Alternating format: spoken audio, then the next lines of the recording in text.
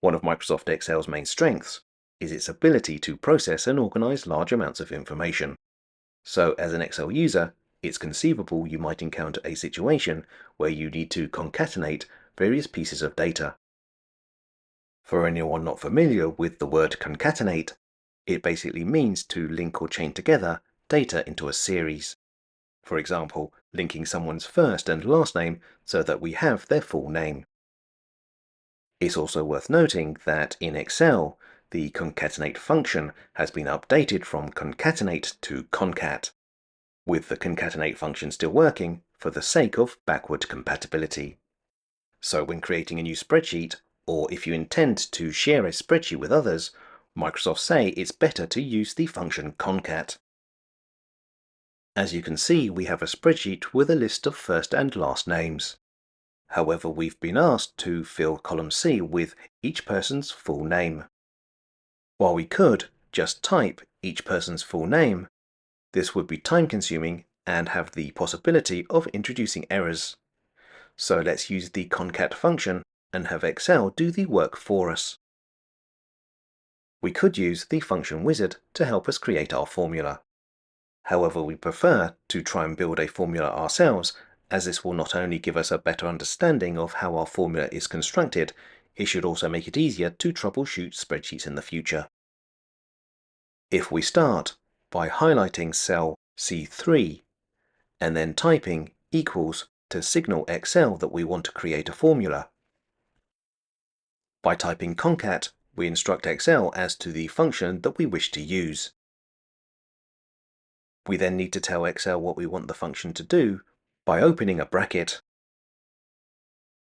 As we want our data to be ordered by first name then last name, we're going to type A3, then add a comma to tell Excel to move to the next part of our formula, where we're going to type B3, and then close the bracket to instruct Excel that we want to end the formula.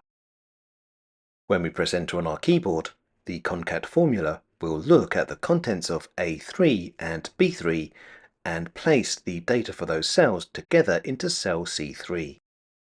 However, you may have noticed that there's no space between the first and last name, so we're going to need to edit our formula. If we highlight the cell C3, then click in the formula bar, we can edit our formula.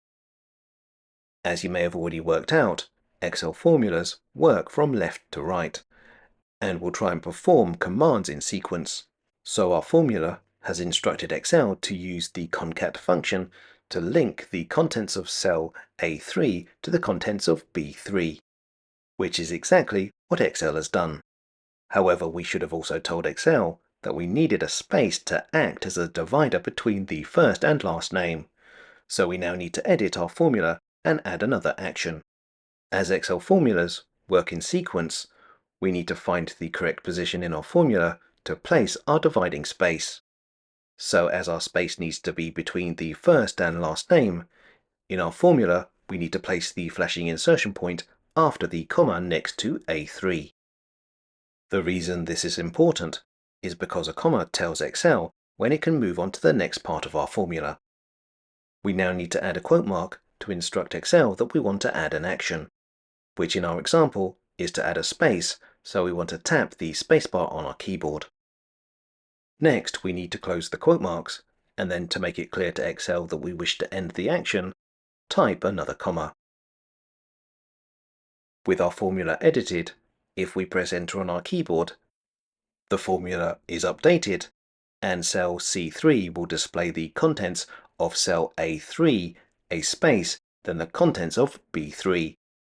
With our formula now correctly producing the data that we want, we can now copy the formula to the other cells in column C. While we just added quote marks to add a space between two concatenated words, there's nothing stopping us from also using quote marks to insert specific words, sentences, or non-character letters. So for example, if we copy our formula to cell C6 and open the formula in the editor, we can place text or characters at any point in our concatenated data. Now if we want to add some text before we instruct Excel to look in a cell, if we move the flashing insertion point to a point before A6 and open a quote mark, then type some text, leaving a space at the end of the text. When we close the quote marks and add a comma, Excel will add our text to the beginning of our concatenated data. We could also do something similar at the end of our formula, for example, add an exclamation mark.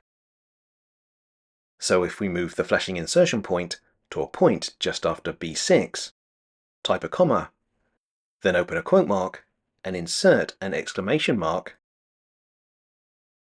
When we close the quote mark and press Enter on our keyboard, Excel will concatenate our additional text and characters with the data that it is pulled from cells A6 and B6.